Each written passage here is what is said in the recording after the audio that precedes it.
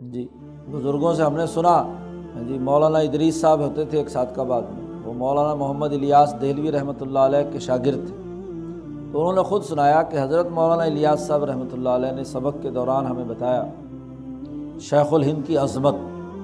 1857 کی جنگ آزادی کے بعد یہاں ہندوستان میں انگریزوں نے اتنا قتل عام کیا تھا، مولانا الیاس صاحب رحمۃ اللہ علیہ نے فرمایا کہ عورتیں 7ویں کمرے میں بھی اپنے بچے کو انگریز کا لفظ بولتی تھی نا کہ وہ انگریز آ گیا، تو بچہ بھی سہم کر چپ ہو جاتا تھا، روتا ہوا بچہ۔ اور 7واں کمرہ کیا ہوتا تھا؟ پرانے زمانے میں کمرے بنانے کا اصول اور ضابطہ یہ تھا کہ ایک کمرے کے اندر کمرہ، اس سے آگے کمرہ، دروازے کھلتے چلے جاتے تھے، اور آخر میں جو سب سے محفوظ کمرہ شمار کیا جاتا تھا جس میں کوئی کھڑکی کوئی ونڈو کچھ نہیں ہوتی تھی، بند ترین کمرہ، اسے 7واں کمرہ کہتے تھے۔ کہ اس وقت اتنا خوف تھا پورے ہندوستان میں انگریزوں کے قتل عام کے بعد کہ کوئی آدمی یہ بات 7ویں کمرے میں بھی نہیں کہہ سکتا تھا، بچے بھی خوف زدہ ہو جاتے تھے انگریز کا نام سن کر۔ اور مولانا الیاس صاحب رحمۃ اللہ علیہ نے فرمایا کہ حضرت شیخ الہند نے ایسے جبر کے ماحول میں آزادی اور حریت کا علم بلند کیا جی، ایسے مشکل ماحول میں جہاں کوئی بولنے کے لیے تیار نہیں تھا، اپنے شاگردوں کو تیار کیا، ان کی ذہن سازی کی، جی ان کو جی تربیت دی۔ مولانا سندھی ہیں، مفتی کفایت اللہ صاحب ہیں، مولانا حسین احمد مدنی ہیں، بڑے بڑے لوگ جن کو اس نظریے پر تربیت دینا ایسے مشکل ماحول میں کتنا بڑا مشکل کام ہے۔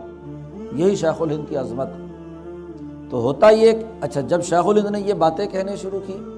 تو ماشاءاللہ جو ویسے ہی روٹین کے شاگرد ہوتے ہیں نا جی،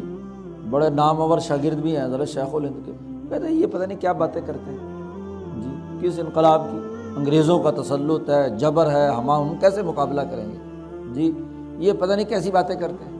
تو طرح طرح کے نام رکھے ہوئے تھے، بلکہ جب تحریک ریشمی رومال کے سلسلے میں حضرت مالٹا میں گرفتار ہوئے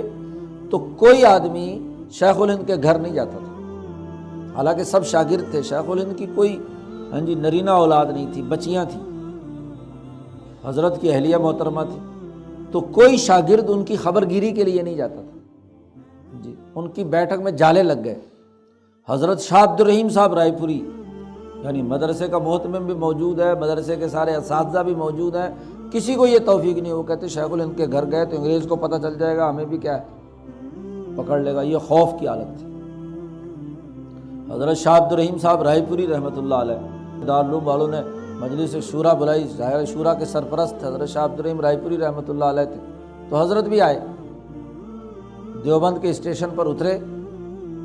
اور مستری احمد حسن صاحب تھے حضرت کے خاص جی دہرادون کے، وہ حضرت کے ساتھ خادم کے طور پر تھے۔ اب انہوں نے جی سرپرست صاحب کے استقبال کے لیے اس زمانے میں وہاں اس کو گھوڑا بوگی کہتے ہیں، یہ جیسے ریڑھی ہمارے ہاں ہوتی ہے، آگے یہاں کھوتا جڑا ہوا ہوتا ہے، وہاں ہندوستان میں گھوڑے ہوتے ہیں، تو وہ چونکہ تنگ گلیاں ہیں بہت سی، دیوبند کی سڑک جو ہے زیادہ چوڑی نہیں، پرانے زمانے کا بنا ہوا ہے، تو وہی ریڑیاں ہی اس کے اندر سے گزرتی ہیں، اسے گھوڑا بوگی کہتے ہیں۔ تو وہ انہوں نے بڑی سجا وجا کر رکھی ہوئی تھی، سب سے آگے حضرت کے لیے بوگی۔ تو حضرت نے فرمایا، اور مستری احمد حسن صاحب بتاتے ہیں، حضرت نے فرمایا میرا ہاتھ پکڑ کے کہ دیکھو جو سب سے آگے بوگی کھڑی ہے نا اس کے اندر بیٹھنا، اور اپنے ساتھ کسی کو نہ بیٹھنے دینا، کوئی بڑے سے بڑا بھی بیٹھنا چاہے نا اسے نہیں بیٹھنے دینا، اور بوگی والے کو دوڑا کر اس کو کہنا کہ سیدھے شیخ الہند کے مکان پر چلے جی۔ اب دیوبند کا بازار میں ایک ہی گاڑی چل سکتی ہے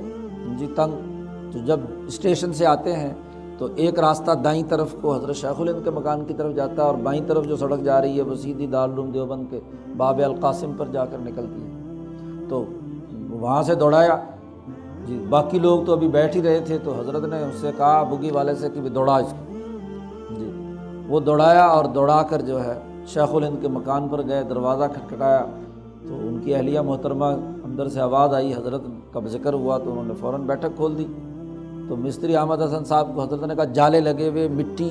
سے، وہ ظاہر ہے کہ شیخ الہند گئے ہوئے تھے کافی عرصے سے، اس کی صفائی کی، اور حضرت وہاں بیٹھ گئے۔ اب یہ لوگ وہاں پہنچے دارالعلوم، ان کا خیال تھا بھی بوگی تو وہیں گئی ہوگی، اب وہاں تلاش کرتے پھر رہے ہیں دیوبند میں کہ جی حضرت رائے پوری کہاں گئے۔ اب اب انہیں پتہ چلا کہ ابھی وہ تو حضرت شیخ الہند کے مکان پہ بیٹھے ہیں، تو اب یہ آہستہ آہستہ کھسیانے سے وہاں پہنچتے ہیں، اور وہاں پہنچ کر حضرت سے کہتے ہیں کہ جی چلیں وہاں دارالعلوم شورا کا وقت ہے۔ حضرت نے فرمایا میں تو ایک ہفتہ یہاں ٹھہروں گا، جس نے مشورہ کرنا ہے یہاں آ جائے شیخ الہند کے مکان پر، ورنہ تو بعد میں آؤں گا میں۔ اب حضرت وہاں فروکش ہو گئے، ظاہر مجبور ہیں، سرپرست سے مشورے کے بغیر تو کوئی کام نہیں کر سکتے، تو اس لیے سارے وہاں پوری رونق لگی، وہ خوف ختم کیا کہ شیخ الہند کے مکان پر عورتوں اور بچیوں کی خبر گیری کرنے کے لیے بھی تم پہنچنے کے لیے تیار نہیں ہو، یہ خوف کا عالم۔ تو بات یہ ہوتی ہے کہ جب یہ فتوے بازی کا ماحول، ہاں جی، یہ کہ تو شاگرد بھی سارے بھاگ گئے۔ یہ تو بعد میں جب حضرت شیخ الہند کی شہرت ہوئی، ہاں جی، جب بمبئی سے لے کر اور دیوبند تک استقبال ہوا ہر اسٹیشن پر، تو پھر ہر آدمی نکل آیا میں بھی شیخ الہند کا شاگرد ہوں، میں بھی شیخ الہند کا شاگرد ہوں۔ اس سے پہلے تو یہ سارے شاگرد کنی کاٹ کر نکل جاتے تھے۔ اس مشکل ماحول میں عبید اللہ سندھی تھا جی، مفتی کفایت اللہ تھا، ہاں جی، یہ بڑے اولو العزم لوگ تھے، حضرت مدنی تو مدینہ منورہ میں تھے، یہ سب لوگ تھے جو کیا ہے شیخ الہند کے ساتھ ہر مصیبت میں ساتھ تھے، اور اس وقت یہ سارے شاگرد جو ہیں شیخ الہند سے دور بھاگتے تھے۔ اب جب شہرت ہو گئی تو ہر آدمی شہرت کو کیش کرانے کے لیے میں بھی شاگرد ہوں، میں بھی شاگرد ہوں، میں بھی شاگرد ہوں۔ تو مصیبت کے اس ماحول میں پھر طرح طرح کے الزام تراشیاں، شیخ الہند پر کون سی الزام تراشی دنیا کی ہے جو نہیں ہوئی؟ تو جو انبیاء کے سچے وارثین ہوتے ہیں، شیخ الہند پہ الزام لگایا جو پیسے کھا گئے، مال اس میں یوں کیا، فلانا کیا، آمریت ہے، تکبر ہے، فلانا ہے، بات نہیں کسی کی سنتے، سارے دارالعلوم ایک طرف ہے اور یہ حضرت شیخ الہند انگریز کے خلاف ایسا کام کر رہے ہیں کہ اینٹ سے اینٹ بچ جائے گی یہاں دیوبند کی، اور یہ اور وہ طرح طرح کے الزامات۔ تو قرآن نے کہا کہ جب زوال پذیر قوم میں انقلابی روح پھونکنی ہوتی ہے تو انظر کیف ضربوا لک الامثال،